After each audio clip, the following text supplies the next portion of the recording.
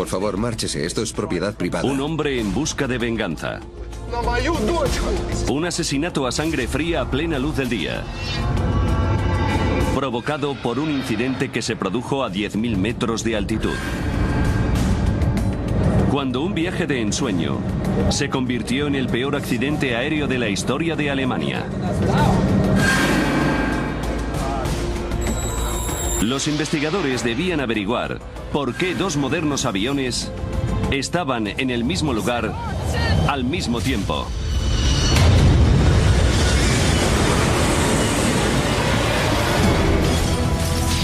Los desastres no ocurren sin más, son provocados por una serie de acontecimientos críticos. Vamos a revelar las fatídicas decisiones de esos últimos segundos catastróficos. Segundos catastróficos, muerte en pleno vuelo. Rusia. Moscú. Aeropuerto Internacional de Domodedovo. 1 de julio de 2002, 8:10 de la tarde. 45 niños esperaban embarcar en un vuelo rumbo a Barcelona. Era su premio por sacar buenas notas en el colegio. Entre ellos se encontraba Artur Hamatov, de 11 años.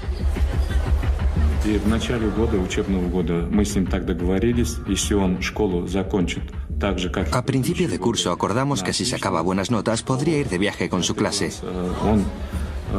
Una tarde, cuando volví del trabajo, me enseñó las notas del colegio y me dijo: «Papá, he cumplido mi palabra». Me miró como con un interrogante en sus ojos y le dije: «Está bien, te prometo que podrás ir». Los niños eran de Ufa, Rusia Central. Habían llegado con retraso a Moscú porque habían perdido su primer vuelo. Tuvieron que fletar otro avión que les llevara a España. El vuelo BTC 2937 listo para embarcar. En el mismo vuelo se encontraban Svetlana Kaloyev y sus hijos Konstantin y Diana. Iban a visitar a su padre, que llevaba 1 año y medio trabajando en España. Hablaba con ellos por teléfono todos los días. Y eso hacía que mi vida fuera más llevadera. Pero fue duro no poder ver a mis hijos durante tanto tiempo. Svetlana tuvo suerte de encontrar sitio en este charter de Bashkirian Airlines. Los retrasos con los visados hacían que otros vuelos estuvieran completos. Por fin nos íbamos a ver y lo íbamos a pasar muy bien todos juntos.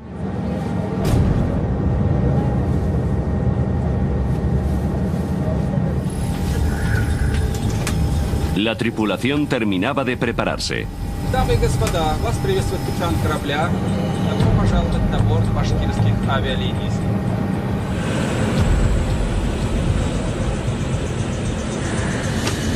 Ocho y 48 minutos de la tarde.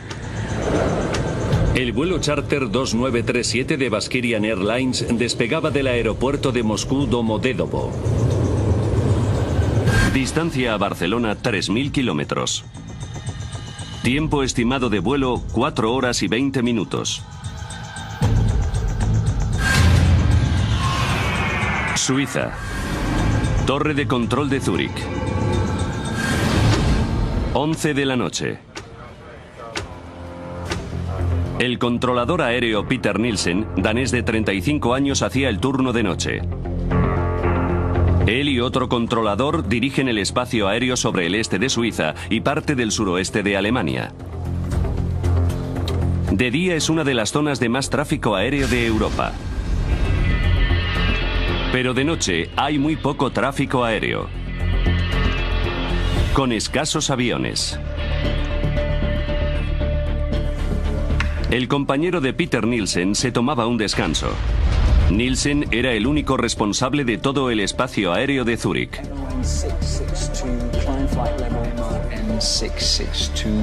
Activó un radar para el tráfico que atravesara su zona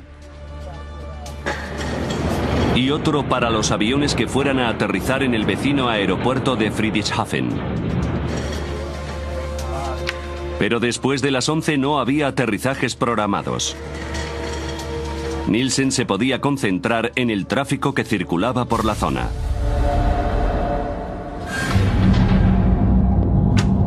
Once y 6 minutos de la noche. Svetlana Kaloyev y sus hijos, junto con el resto de pasajeros del charter de Bashkirian Airlines, sobrevolaban Austria a unos 10.000 metros.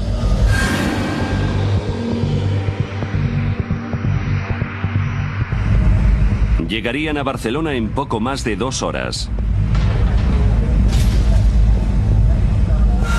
A 600 kilómetros de distancia, un Boeing 757 de DHL despegaba de Bérgamo, Italia. Destino, Bruselas. El capitán y el copiloto eran los únicos que iban a bordo.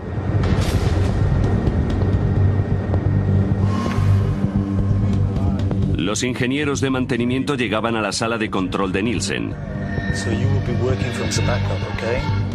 Iban a comprobar el radar principal.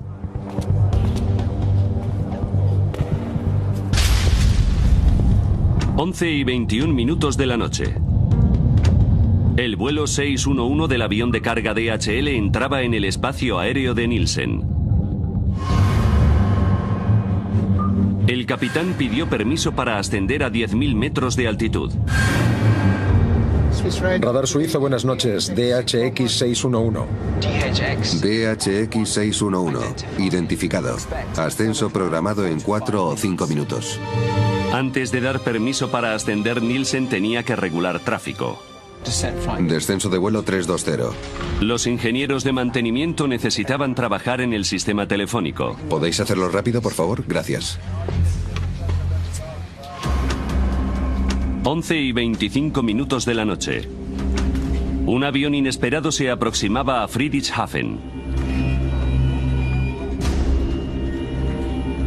Nielsen tuvo que cambiar de estación de radar.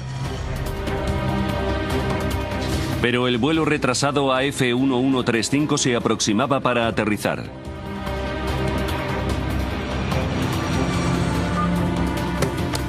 Llamó a las torres de control de los aeropuertos para comunicarlo.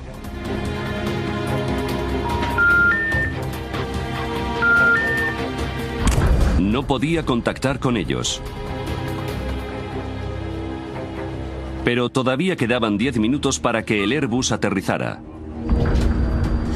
Por lo que volvió al radar del tráfico de su zona.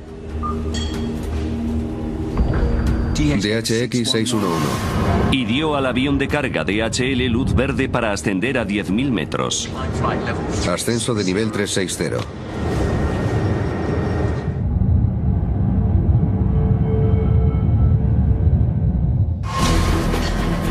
Nielsen volvió a centrarse en el Airbus y volvió a llamar al aeropuerto de Friedrichshafen.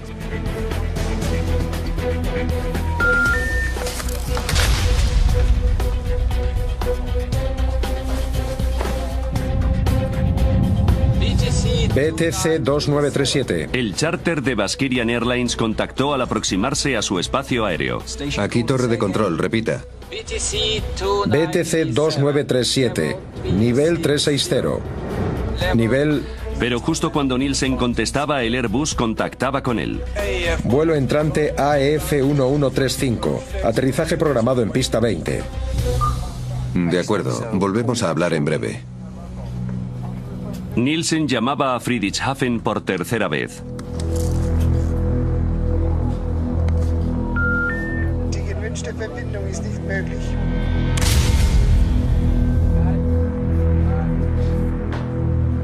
AF1135. Llamó por radio al Airbus para decirles que contactaran con el aeropuerto directamente. He perdido la conexión telefónica con Friedrichshafen. ¿Pueden contactar con ellos ustedes directamente? Afirmativo. El avión de DHL sobrevolaba Suiza a unos 10.000 metros. De repente, su sistema de alerta de tráfico y evasión de colisión aérea, el TCAS, hizo sonar una alarma. Tráfico. Tráfico. Tráfico. Tráfico. En el mismo instante, los sistemas TCAS del avión de Bashkirian Airlines también saltaron. Tráfico, tráfico. Los dos aviones estaban a 25 kilómetros de distancia y volaban exactamente a la misma altitud por la misma zona.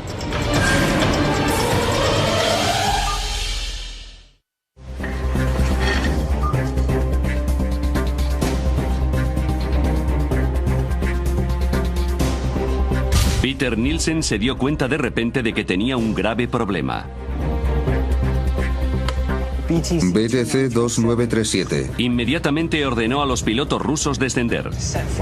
Descenso de nivel 350, rápido, hay tráfico atravesando la zona. Segundos después, los sistemas TCAS les decían justamente lo contrario. Ascenso, ascenso, ascenso.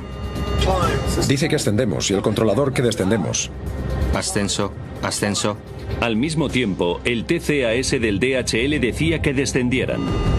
Descenso, descenso.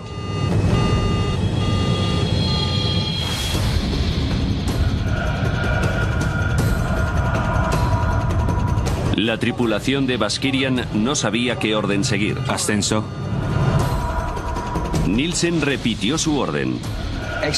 Rápido, descenso de nivel 350, BTC 2937.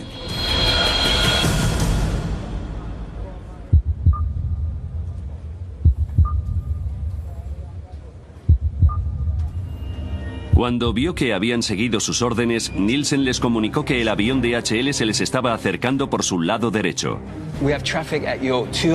Hay tráfico en posición 2 en punto, a 360. Volvió a comunicar con el Airbus.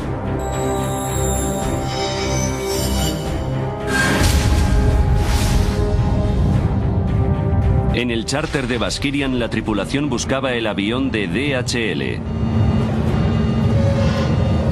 Los dos aviones estaban solo a 5 kilómetros de distancia. Ambos descendían a una velocidad de 1300 kilómetros por hora, superando la velocidad del sonido. Está aquí, descenso, descenso, rápido, descenso. Descenso.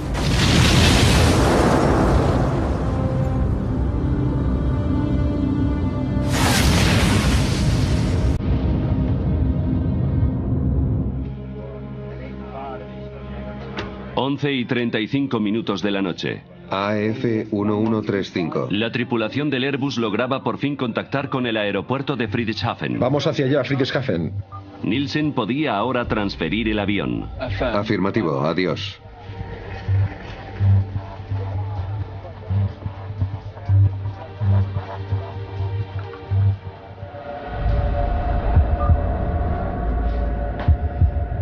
BTC 2937. BTC 2937.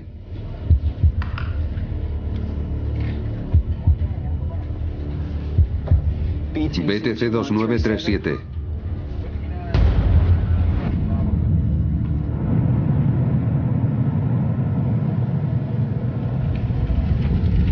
Los restos del avión cayeron desde el cielo cerca de la localidad alemana de Überlingen.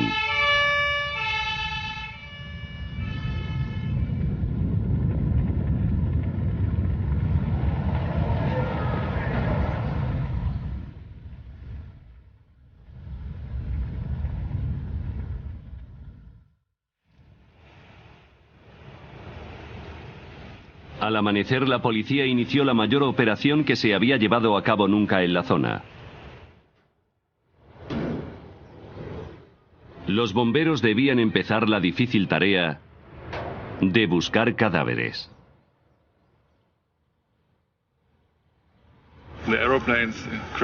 Los aviones han chocado y ha muerto toda la gente que iba en ellos.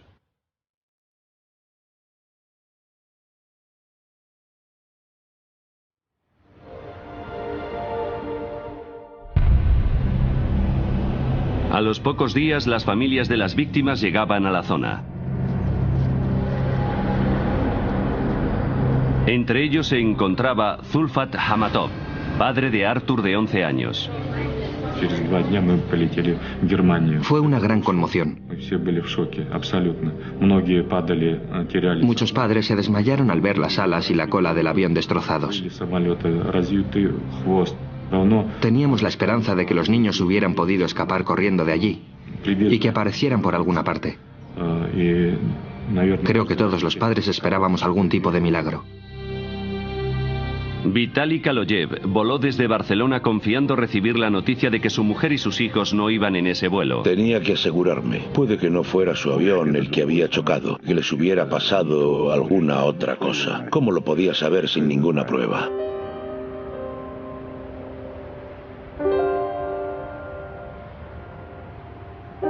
Los investigadores confirmaron sus peores temores. Se confirmó que las 71 personas a bordo de los dos aviones habían muerto. Era el peor accidente aéreo que se había producido nunca en Alemania. En una industria protegida por los sistemas de seguridad más avanzados y completos, ¿cómo podía ocurrir esto?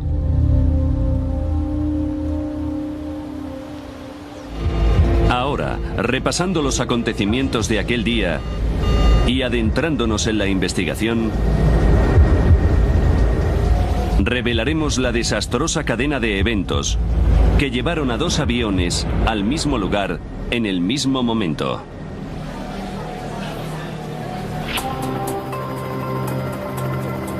Los investigadores de la Oficina Federal de Investigación de Accidentes Aeronáuticos, o BFU, fueron requeridos en la escena. Jens Friedemann fue nombrado responsable del lugar del accidente.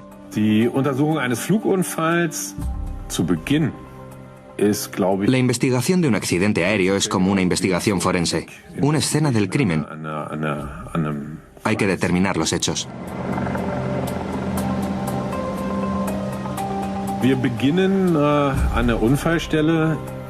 En el lugar del accidente había un caos total al principio. Había escombros por todas partes.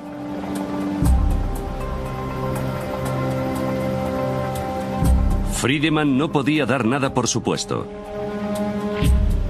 Ni siquiera que los dos aviones hubieran chocado.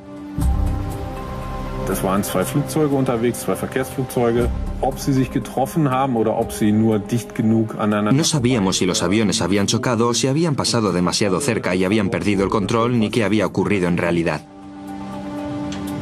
Sin las cajas negras, Friedemann solo podía especular con qué había ocurrido examinando los fragmentos de escombros. Las piezas claves fueron trasladadas a unas instalaciones especializadas del norte de Alemania. A Friedemann, el enmarañado de metales pronto le sirvió para aclarar los hechos.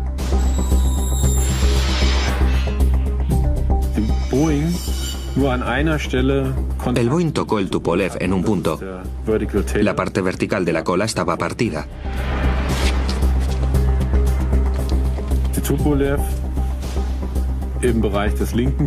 El Tupolev tenía dañada el ala izquierda y la parte izquierda del fuselaje. También había pruebas de colisión en la parte inferior del ala derecha. Los restos revelaban que el avión de carga de DHL y el charter de Baskirian Airlines habían chocado en pleno vuelo. Ahora sabemos qué ocurrió. La cuestión es, ¿por qué ocurrió? ¿Por qué iban tan cerca? En el lugar del accidente, entre los fragmentos y restos de los dos aviones, los investigadores habían encontrado por fin lo que buscaban: las cajas negras de las dos aeronaves.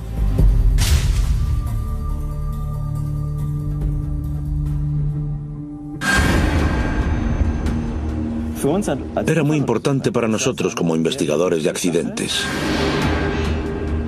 Johan Royce, del BFU, Oficina Federal de Investigación de Accidentes Aeronáuticos, se unía a la investigación. Su trabajo consistía en analizar los contenidos de los grabadores. Los grabadores de voz de la cabina de mandos nos ayudaron a entender qué pasó en la cabina, por qué los pilotos tomaron las decisiones que tomaron. Royce comenzó examinando el sistema de alerta de colisiones aéreas, los TCAS. Nuestra primera tarea era determinar si los TCAS habían funcionado como tenían que hacerlo, según su diseño. Los sistemas TCAS construyen un mapa tridimensional alrededor del avión usando su altitud, velocidad y dirección. Todos los aviones equipados con TCAS se comunican constantemente entre sí. Si un avión se acerca demasiado a otro, los TCAS alertan a los pilotos. Tráfico, tráfico. Y si es necesario, emite lo que se conoce como resolución de conflictos. Descenso, descenso. Tras analizar la caja negra, Royce determinó rápidamente que el sistema había funcionado como debía. Tráfico, tráfico. Antes de la colisión, los dos sistemas TCAS generaron y emitieron una resolución de conflictos. Al Tupolev ruso le dijeron que ascendiera y al Boeing de DHL que descendiera. Si el avión hubiera seguido esas instrucciones, no habría habido ninguna colisión. Pero mientras que los pilotos del avión de DHL obedecieron a los TCAS, Descenso, descenso. los pilotos rusos no lo hicieron. Ascenso, ascenso.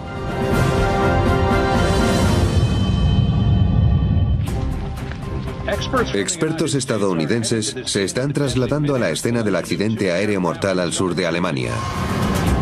La colisión en pleno vuelo de Überlingen se había convertido en noticia internacional. Los medios especulaban libremente y buscaban culpables. Se dice que el piloto del avión ruso ignoró diversas órdenes de los controladores de tráfico aéreo. ¿Por qué los sistemas TCAS que sirven para evitar colisiones en este caso han provocado una? ¿Y por qué el avión ruso no descendió cuando se le ordenó la primera vez? ¿Por problemas de comprensión de idioma? Las órdenes de los controladores son siempre en inglés. Las grabaciones de la caja negra eliminaron rápidamente una de las teorías.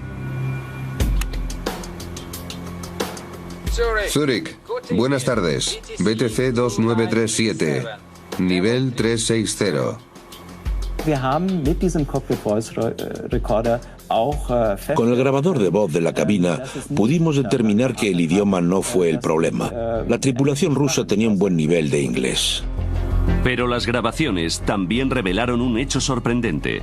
Ascenso, ascenso. Dicen que ascendemos y el controlador que descendemos.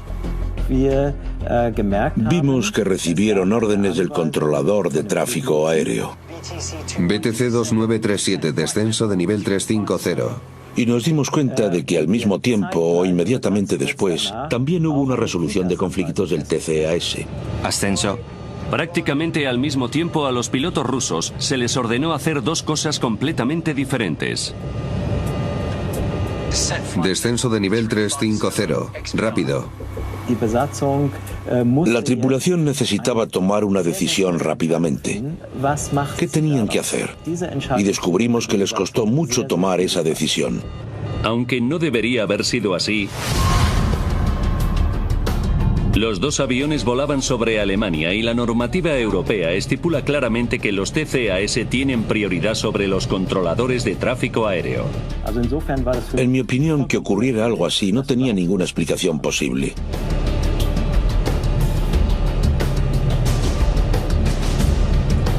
Ascenso, ascenso. ¿Por qué la tripulación no acató la orden de los TCAS como debería haber hecho? En abril de 2001 los sistemas TCAS eran obligatorios prácticamente en todo el mundo. Pero los investigadores descubrieron una significativa excepción: Rusia. ¿Podría ser que la tripulación rusa no supiera utilizar los TCAS?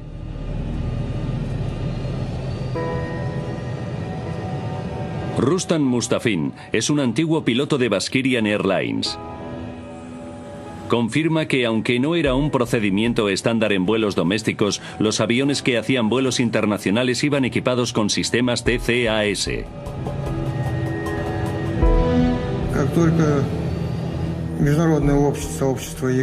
En cuanto los sistemas TCAS se hicieron obligatorios, el Centro de Formación de Baskirian Airlines se aseguró de que nuestros pilotos supieran utilizar dichos sistemas.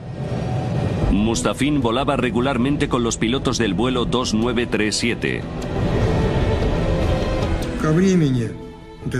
En la época del accidente, ya teníamos bastante experiencia con los sistemas. La tripulación sabía cómo funcionaban los TCAS, pero ignoraron sus instrucciones. El manual de vuelo del Tupolev, la Biblia operacional del piloto, reveló por qué.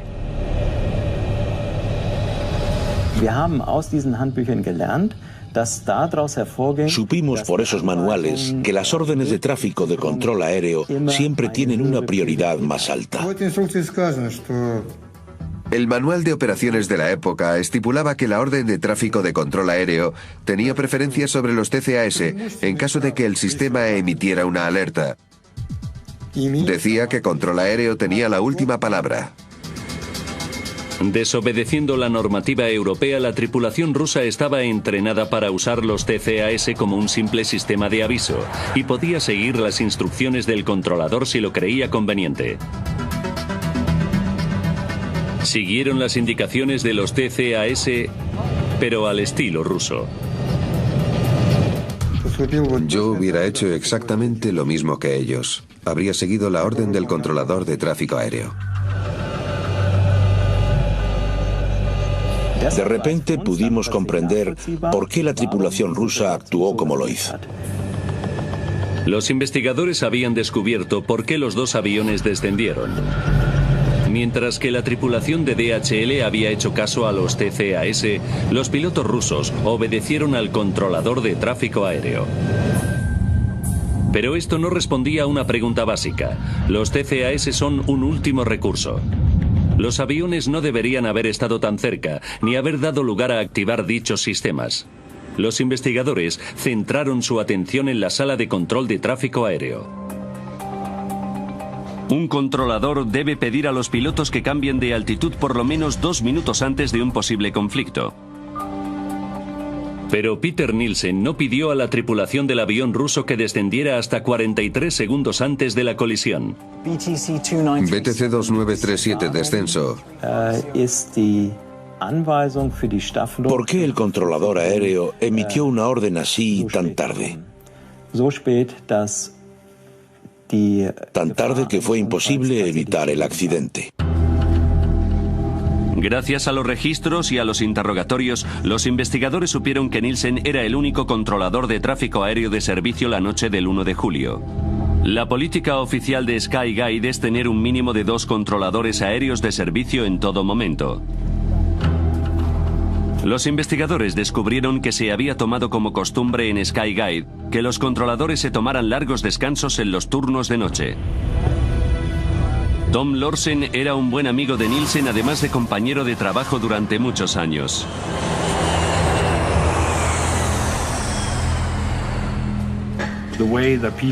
Peter hacía los turnos de noche como los hacíamos todos.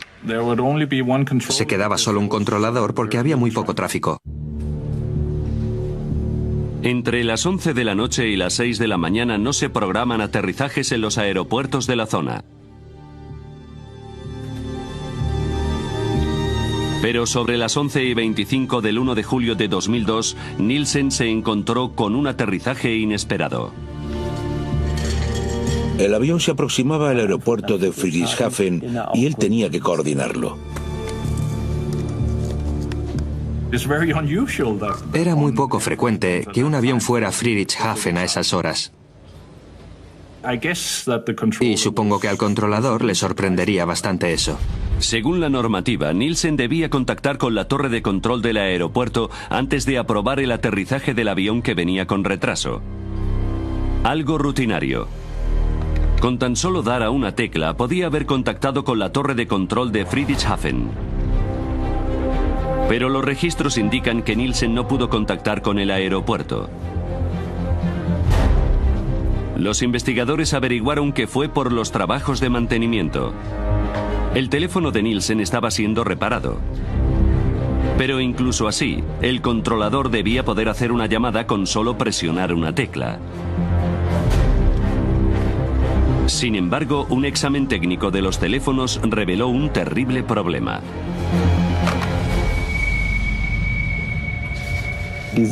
Los trabajos de mantenimiento debían ser algo adicional. Deberían haber dejado las líneas operativas, pero la comunicación telefónica no fue posible por otros problemas técnicos.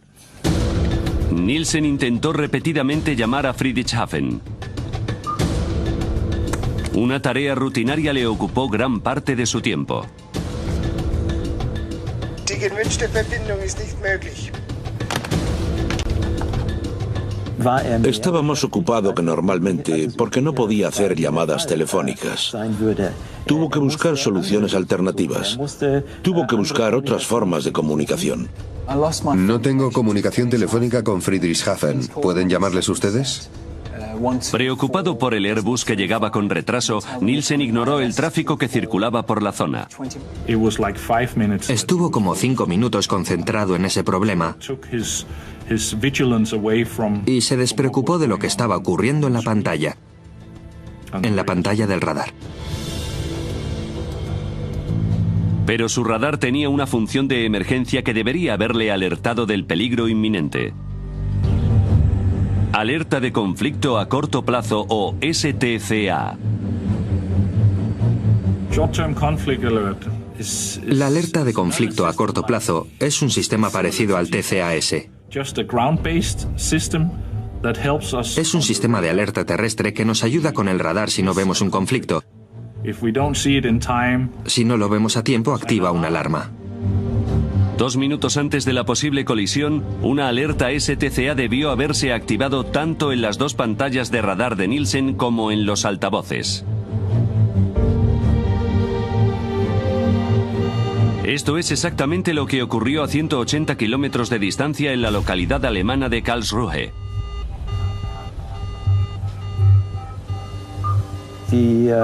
Flugsicherung in Karlsruhe.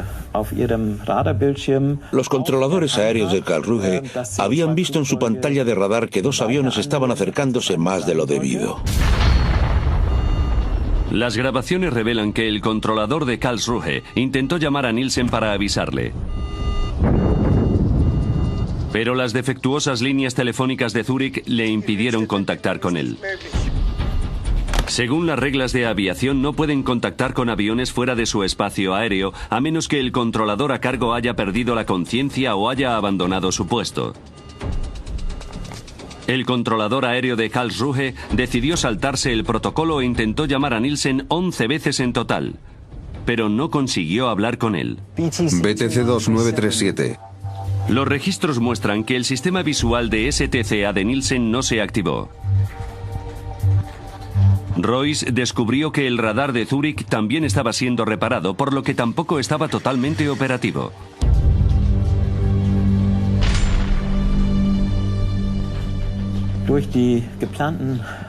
Los trabajos de mantenimiento programados en el sistema de radar hicieron que no fueran operativas todas las funciones que normalmente tiene disponibles. Debido a los trabajos de mantenimiento, Nielsen no contó con uno de los sistemas de alerta. La alarma visual de STCA. Es la última pieza del rompecabezas, que explica por qué Nielsen no ordenó al avión ruso descender hasta solo 43 segundos antes de la colisión.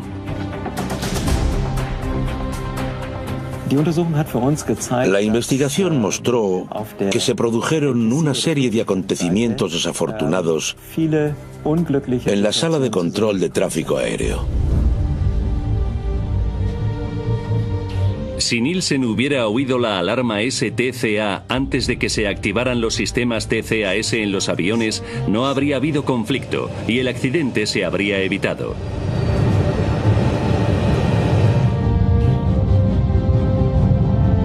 Pero ocurrió algo más. 19 segundos antes de la colisión, Peter Nielsen comunicó a los pilotos rusos que el avión de DHL se les estaba aproximando por la derecha. Tenemos tráfico en posición 2 en punto, ahora a 360. ¿Dónde está? En realidad se estaba aproximando por la izquierda, posición 10 en punto. La única explicación que los investigadores pudieron encontrar para que cometiera este error es el estrés. No sabemos si los pilotos rusos habrían tenido tiempo de evitar la colisión, ni siquiera si hubieran visto el avión de DHL antes. Está aquí a la izquierda. Pero los registros muestran que en los últimos segundos lo intentaron.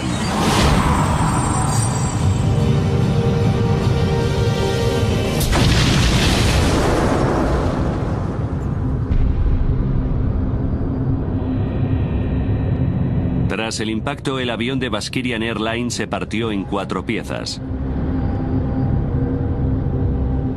Sin parte de la cola, el avión de carga de DHL cayó en picado.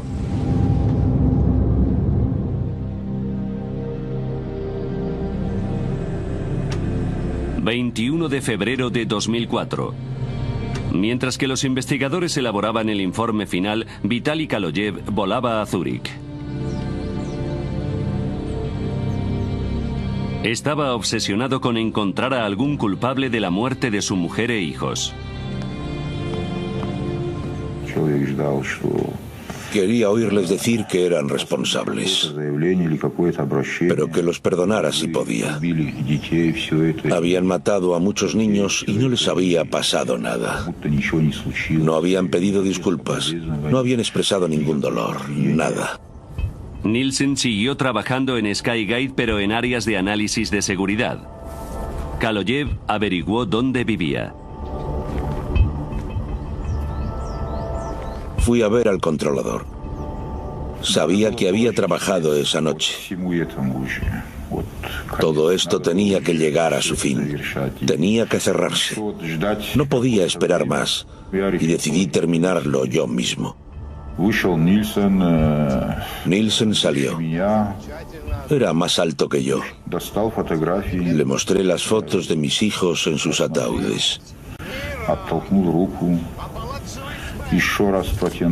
Y él las apartó de un manotazo.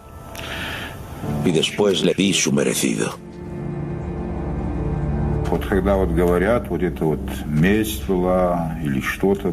Bueno, hay quien dice que fue venganza. Pero la venganza es algo insignificante. Uno se venga cuando ha sido insultado. Pero esto no fue venganza. Fue un castigo.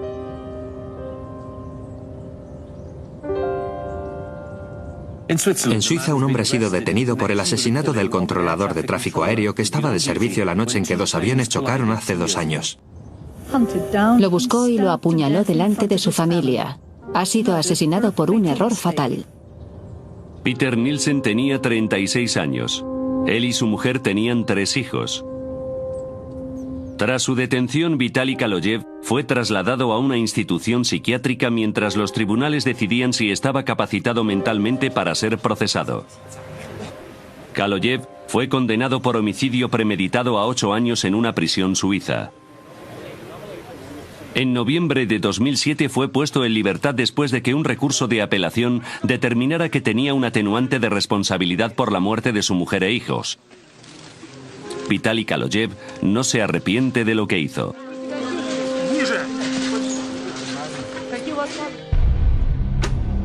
En mayo de 2004, tras casi 2 años de meticuloso trabajo, el equipo de investigación alemán publicó su informe final. Ahora es posible analizar los hechos de ese fatídico día gracias a las pruebas que se recabaron durante la investigación.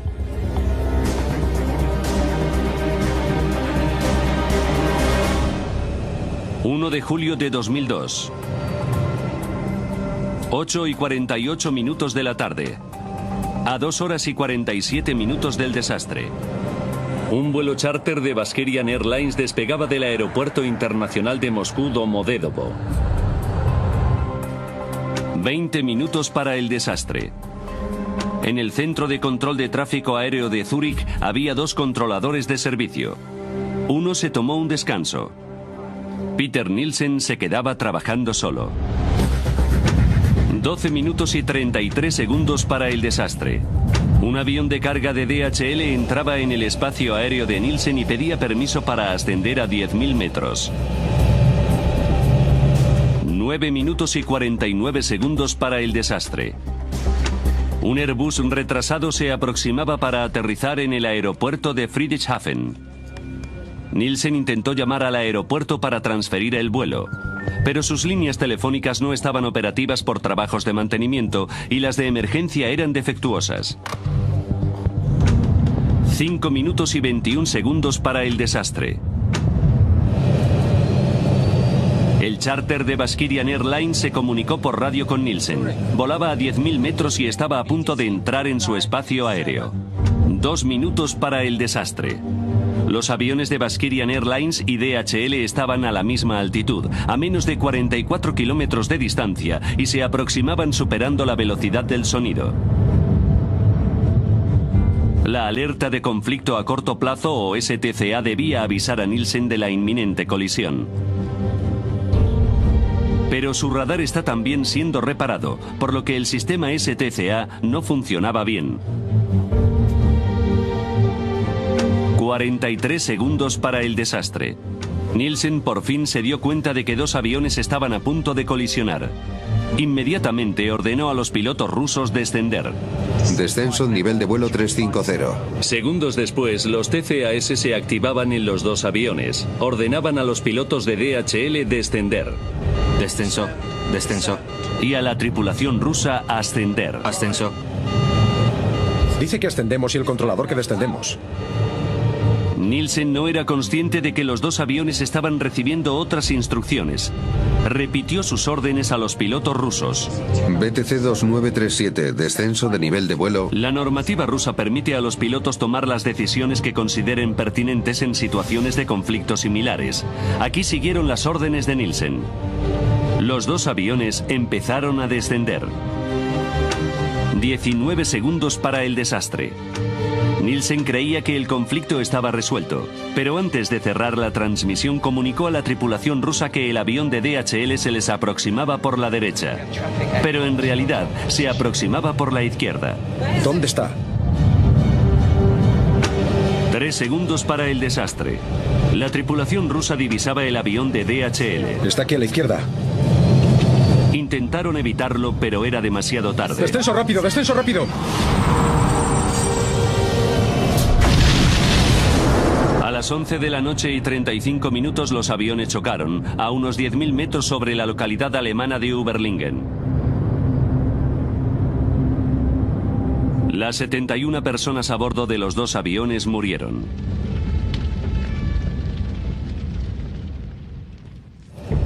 El informe de investigación alemán concluyó que Peter Nielsen y los pilotos rusos habían cometido graves errores.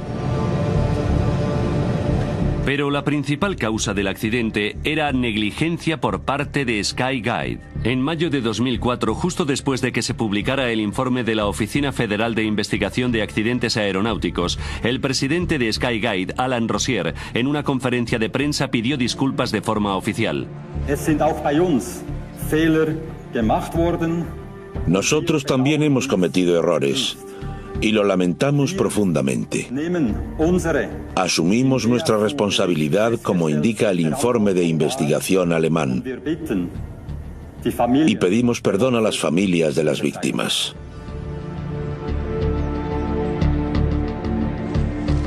En septiembre de 2007, un tribunal suizo declaró a 4 empleados de Skyguide culpables de homicidio imprudente.